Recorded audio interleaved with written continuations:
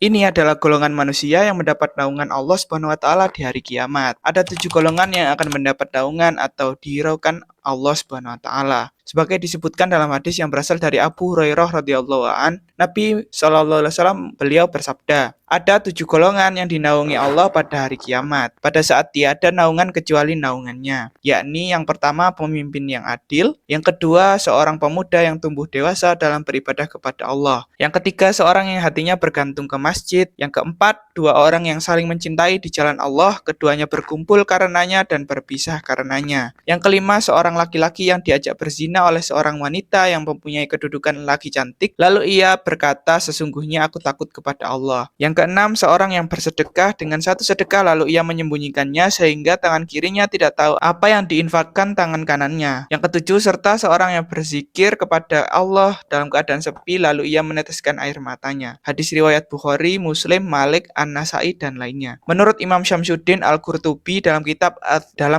At-Tazkirah, pada hari kiamat kelak ada orang yang berada di dalam naungan Allah Subhanahu wa taala. Dalam riwayat lain, naungan arsy Allah Subhanahu wa taala tersebut tidak akan merasa panasnya matahari. Disebutkan dalam kitab An-Nihayah fi Al-Fitan wa Al-Malahim karya Imam Ibnu Katsir, posisi matahari pada hari kiamat akan berada di atas kepala manusia dalam jarak yang begitu dekat, yaitu sejauh beberapa lengan. Selain itu, pintu-pintu jahanam akan dibuka hingga angin dan panasnya berhembus menuju orang-orang yang tidak mendapat naungan Allah Subhanahu wa taala. Wallahu a'lam bishawab. Jangan lupa subscribe dan like video ini untuk video-video yang menarik lainnya.